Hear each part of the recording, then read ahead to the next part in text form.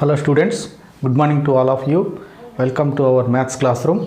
ఈరోజు మనం ఈ వీడియోలో మన 10th క్లాస్ కోఆర్డినేట్ జామెట్రీ ఎక్సర్సైజ్ 7.3లో ప్రాబ్లం మనకు క్వశ్చన్ నెంబర్ 3ని మనం డిస్కస్ చేసుకుందాం.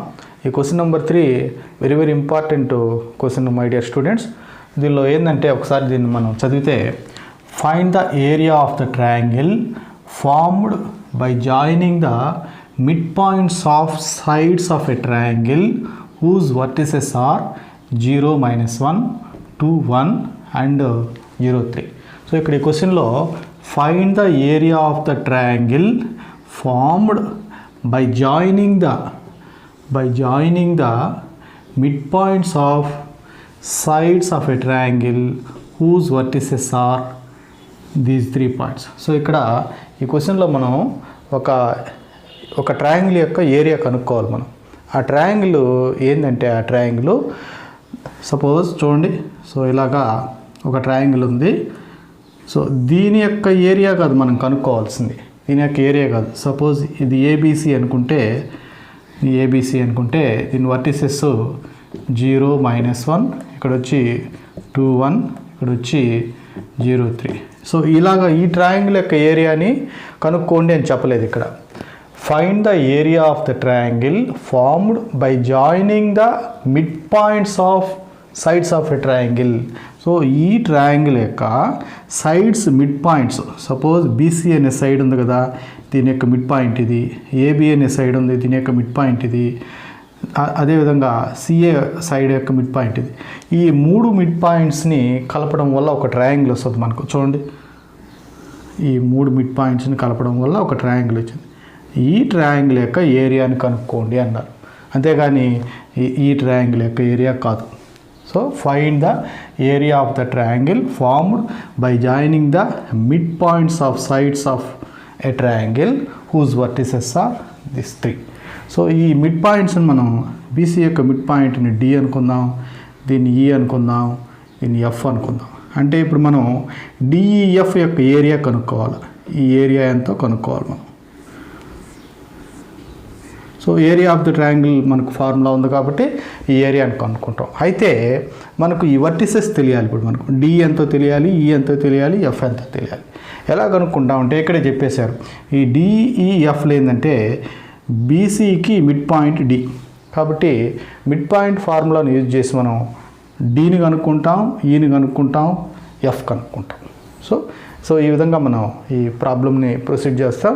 సో మై డియర్ స్టూడెంట్స్, ఇది ఒక మంచి ఇంపార్టెంట్ ప్రాబ్లం, ఇది మీరు జాగ్రత్తగా వినాలి మీరు. So first given that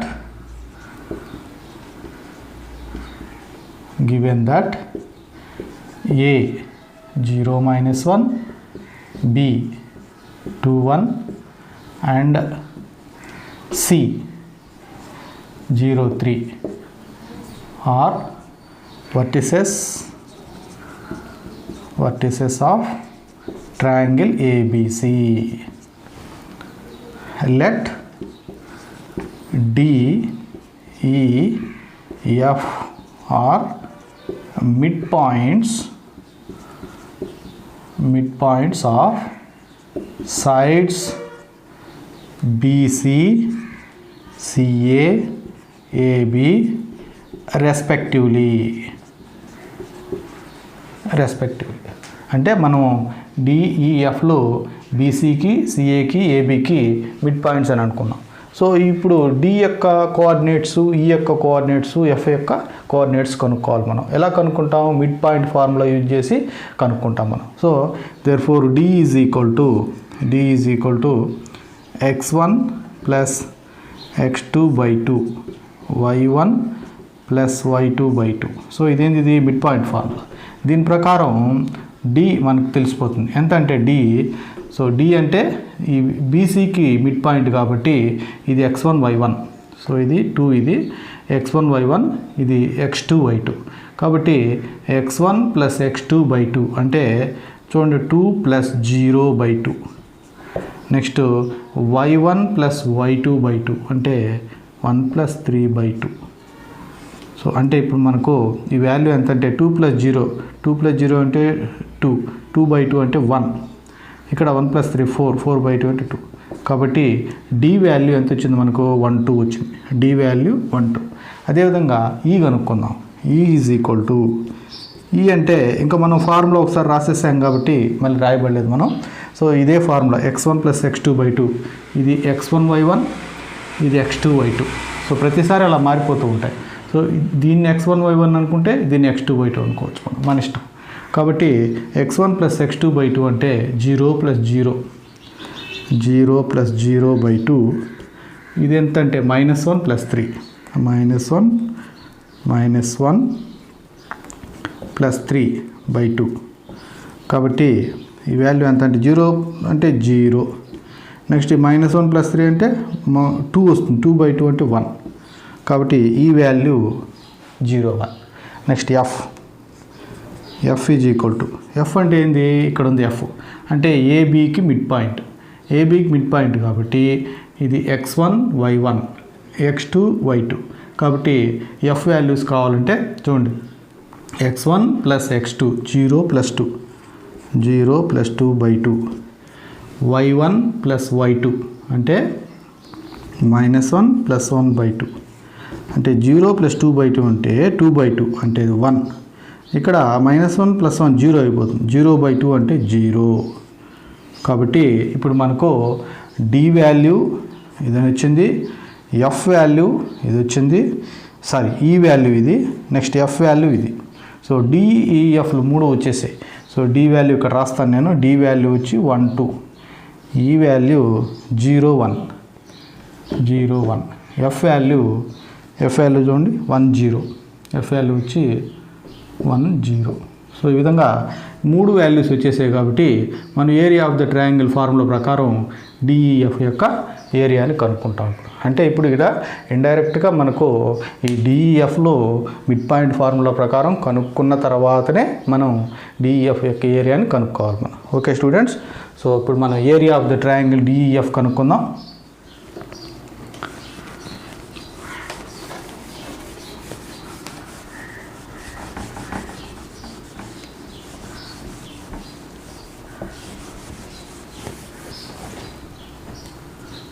so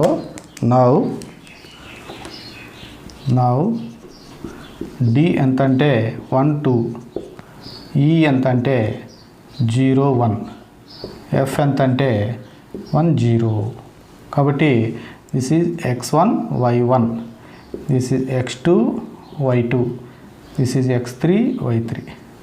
therefore area of triangle DEF, area of triangle DEF is equal to delta is equal to half modulus x1 into y2 minus y3 plus x2 into y3 minus y1 plus x3 into y1 minus y2. So ఈ ఫార్ములాలో మనం ఇక్కడ వాల్యూస్ను కనుక substitution చేస్తే మనకి area of the triangle వస్తుంది. Half modulus x1 అంటే 1, y2 minus y3 1 minus 0 plus x2 0 into y3 minus y1 0 minus 2 plus x3 value 1, y1 minus y2 2 minus 1, 2 minus 1. So this is equal to half modulus. So 1 into 1 minus 0, 1 minus 0 means 1, 1 into 1 అంటే 1 plus ఈ value మొత్తం 0 into something కాబట్టి ఈ value మొత్తం 0 అయిపోతుంది. Plus ఇక్కడ 2 minus 1 అంటే 1, 1 into 1 1. కాబట్టి దిస్ ఈజ్ ఈక్వల్ టు లోపల మాడ్యులస్ లోపల హాఫ్ మాడ్యులస్ 1 + 1 2. అంటే ఇప్పుడు మాడ్యులస్ సింబల్ బయటికి తీసేస్తే దిస్ ఈజ్ 2/2, 2/2 కనుక క్యాన్సిలేషన్ చేస్తే 1. కాబట్టి 1 స్క్వేర్ యూనిట్స్. సో ఇప్పుడు ఈ చిన్న ట్రయాంగిల్ యొక్క ఏరియా కనుక్కున్నాం. నెక్స్ట్ తర్వాత ఈ క్వశ్చన్ ఇంకా కంటిన్యూషన్ ఉంది. అది ఏంటంటే ఇది ఈ పెద్ద ట్రయాంగిల్ యొక్క ఏరియా కూడా కనుక్కోవాలి మనం. కనుక్కొని ఈ చిన్న ట్రయాంగిల్ ఏరియాని ఈ పెద్ద ట్రయాంగిల్ ఏరియాని రెండింటిని కూడా మనం కంపేర్ చేయాలి. రేషియో ఎలా ఉంటుందో కంపేర్ చేయాలి.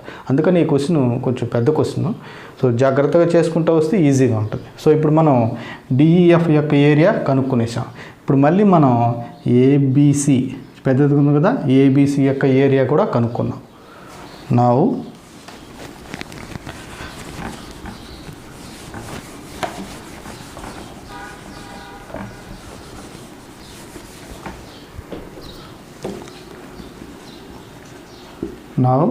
ఏ ఎంత అంటే 0 - 1, బి 21, సి 03.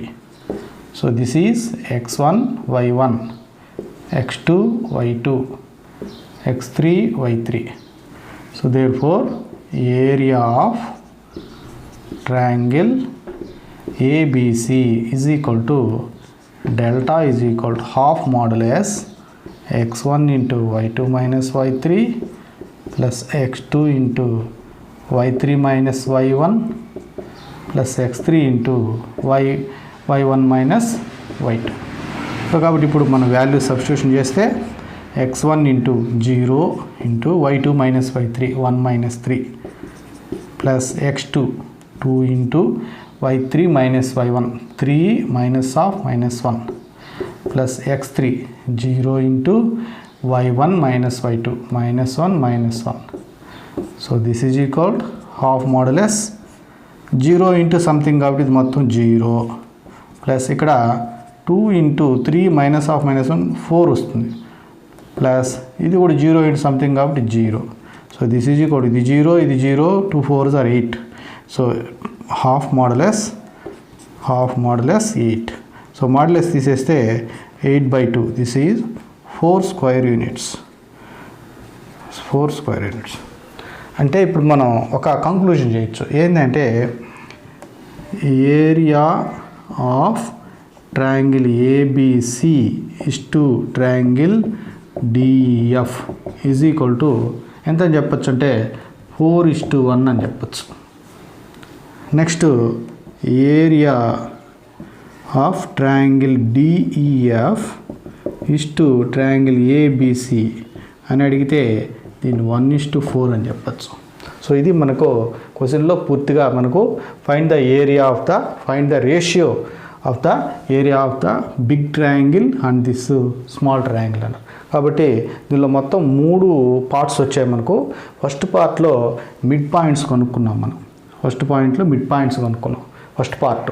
సెకండ్ పార్ట్లో ఈ మిడ్ పాయింట్స్తో వచ్చిన ఈ చిన్న ట్రయాంగిల్ యొక్క ఏరియాను కనుక్కున్నాం, అది సెకండ్ పార్ట్. థర్డ్ పార్ట్ ఏంటంటే ఈ పెద్ద ట్రయాంగిల్ యొక్క ఏరియాని కనుక్కున్నాం, అది థర్డ్ పార్ట్. సో అలా తర్వాత కంపారిజన్ చేసాం. సో పెద్ద ట్రయాంగిల్ యొక్క ఏరియా ఇస్టు చిన్న ట్రయాంగిల్ యొక్క ఏరియా అంటే 4:1, లేదంటే చిన్న ట్రయాంగిల్ యొక్క ఏరియా ఇస్టు పెద్ద ట్రయాంగిల్ యొక్క ఏరియా అంటే అది 1:4 అవుతుంది. ఓకే స్టూడెంట్స్, సో ఇది ఒక వెరీ ఇంపార్టెంట్ క్వశ్చన్. కొంచెం పెద్దదిగా ఉంటుంది, ఒక 2 సార్లు ప్రాక్టీస్ చేస్తే ఈజీగా ఉంటుంది. Okay students.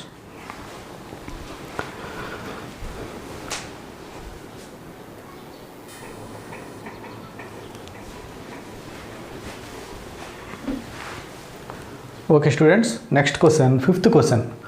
Find the area of the triangle by using Heron's formula.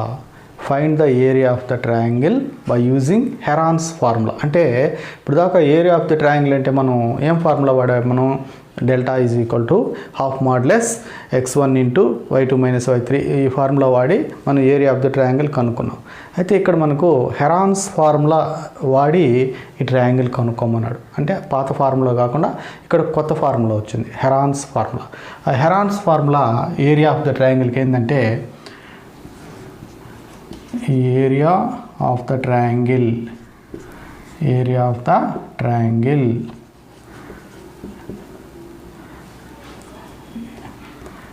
Heron's formula.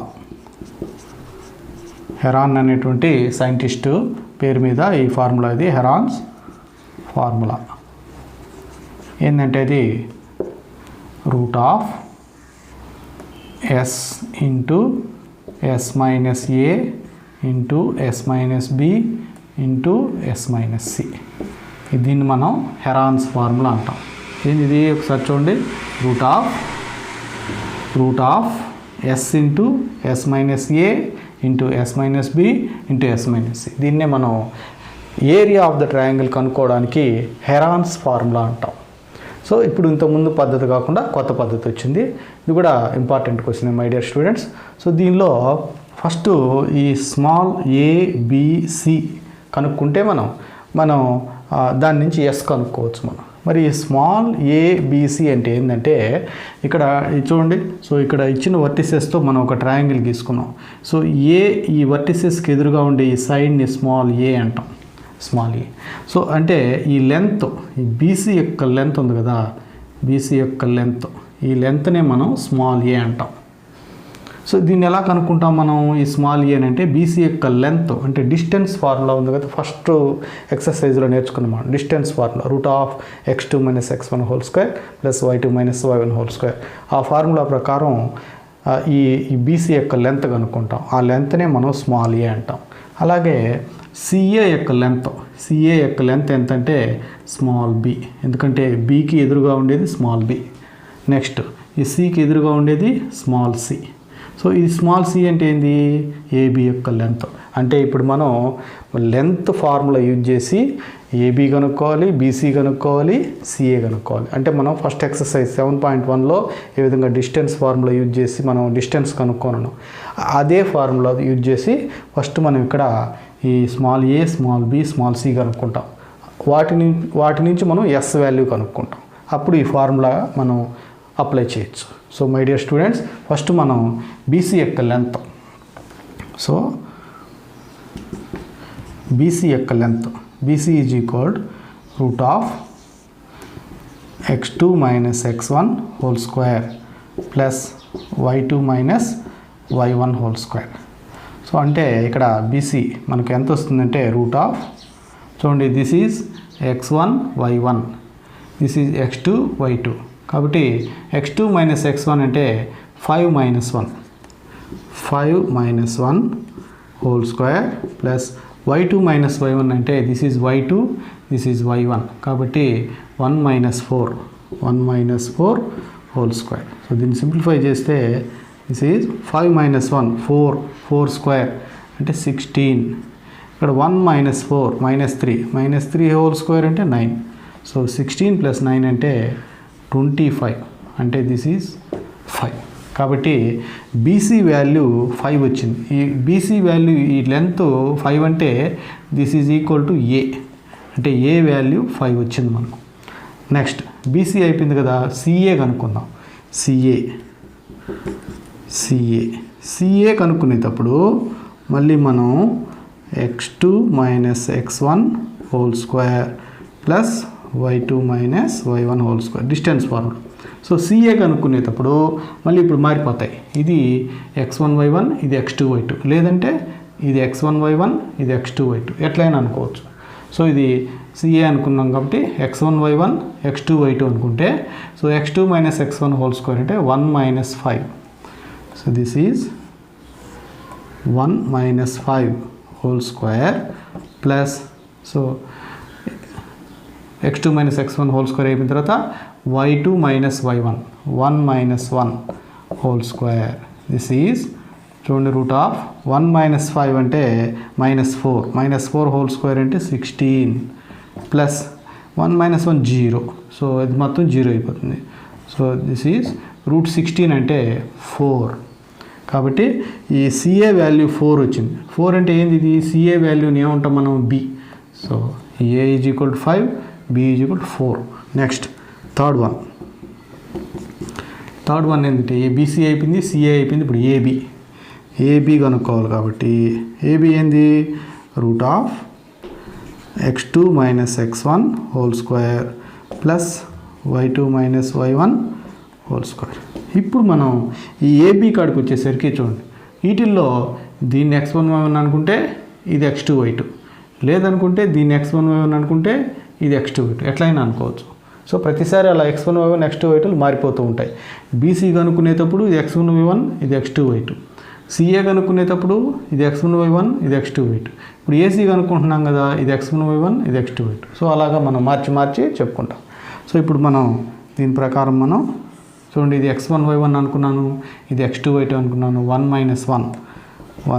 1 whole square plus 4 - 1 whole square. So దీన్ని మనం క్యాల్కులేట్ చేస్తే ఇది 0 అయిపోతుంది. ఇక్కడ 4 - 1 అంటే 3 స్క్వేర్ అంటే 9. సో ఇప్పుడు √9 అంటే 3. సో ఈ వాల్యూ సికి సమానం, కాబట్టి A equal to 5, B equal to 4, C equal to 3. So ఏబీసీలు వచ్చాయి కదా, ఏబీసీలు తెలిసిపోయినాయి కాబట్టి ఇప్పుడు ఎస్ని కనుక్కోవచ్చు మనం. So now S is equal, S formula ఏంటంటే A plus B plus C by 2. S formula ఏబీసీలు తెలిస్తేనే మనం ఎస్ ఫార్ములా కనుక్కోవచ్చు. ఎస్ అంటే A plus B plus C by 2. ఒక్కొక్కసారి మనకు సులభంగా ఉండడం కోసం ఈ వర్టిసెస్ ఇవ్వకుండా నేరుగా ఏబీసీలు వాళ్ళే ఇచ్చేస్తారు. అప్పుడు మనం ఇదంతా చేయబడలేదు, డైరెక్ట్గా ఏ ఇచ్చేసారు, బి ఇచ్చేస్తుంటే సి ఇచ్చేస్తారు కాబట్టి డైరెక్ట్గా ఏడుకు వచ్చేస్తాం. కానీ ఈ లెక్కలో మనకి ఏబీసీలు ఇవ్వలేదు, ఈ వర్టిసెస్ ఇచ్చారు కాబట్టి ఈ వర్టిసెస్ని యూజ్ చేసుకొని అంటే లెంత్, వీటి యొక్క లెంత్ డిస్టెన్స్ ఫార్ములా ఉపయోగించి మనం ఏబీసీలు మనం కనుక్కున్నాం. ఇప్పుడు ఏబీసీలు వచ్చేసాయి కాబట్టి ఇప్పుడు ఎస్ వాల్యూ కనుక్కుంటున్నాం. ఎస్ ఫార్ములా ఏంది, S is equal A plus B plus C by 2. అంటే ఇప్పుడు A value 5, B value 4, C value 3 by 2. So 5 plus 4 9, 9 plus 3 12, 12 by 2, this is 6. So S is equal to 6. So ఇప్పుడు మనకి yes తెలిసిపోయింది, ఏబీసీలు తెలిసిపోయినాయి. So ఇప్పుడు డైరెక్ట్గా Heron's ఫార్ములాకి వెళ్తాం మనం. So right, so ఇక్కడ మనం A is equal to 5, B is equal to 4, C is equal to 3, S is equal to 6. So ఇవి మనకు వచ్చాయి కాబట్టి అవి రాసుకొని మొత్తం క్లీన్ చేస్తాను students.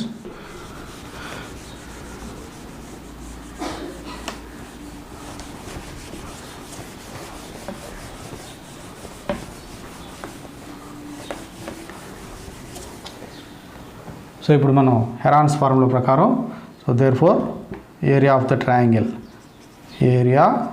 Triangle Heron's formula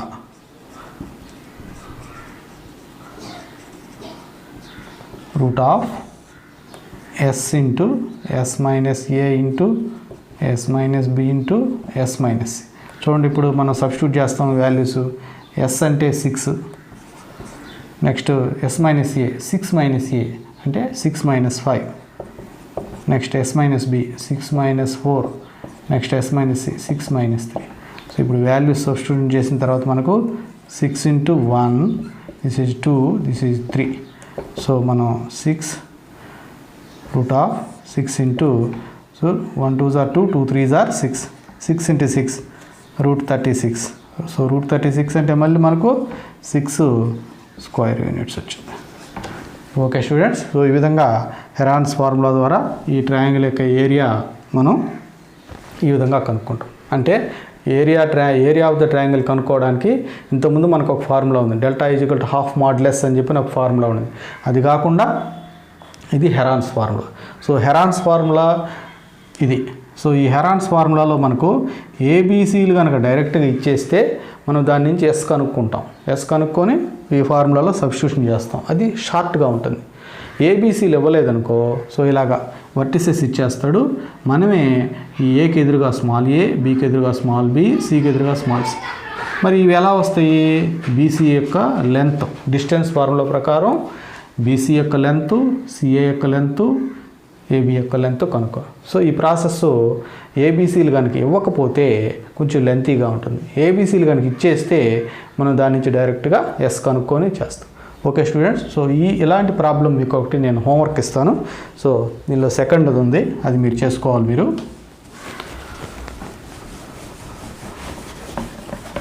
same నేను ఇప్పుడు ఎలా చేశానో మీరు కూడా అలాగే చేయాల్సి ఉంటుంది. సో ఇది ఫస్ట్ వన్ నేను చేశాను కాబట్టి సెకండ్ వన్ దీనిలో సెకండ్ వన్ ఉంది. Second one homework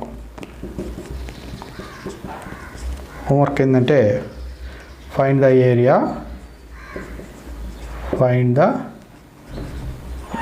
of the triangle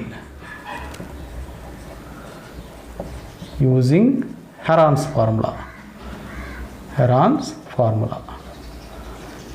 ఏంటంటే అది ఇక్కడ 2 3, నెక్స్ట్ -1 3 అండ్ 2 -1 2 -1.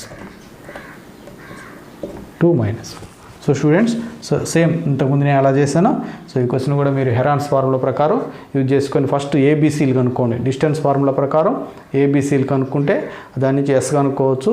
ఎస్ వచ్చేసిన తర్వాత డైరెక్ట్గా మనం ఫార్ములాలో సబ్స్టిట్యూట్. Okay students.